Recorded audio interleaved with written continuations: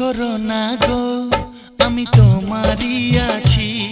এ জীবন মরণে আমি তোমায় ভালোবাসি। আমি তোমার ছায়া হয়ে রব তোমার পাশাপাশি।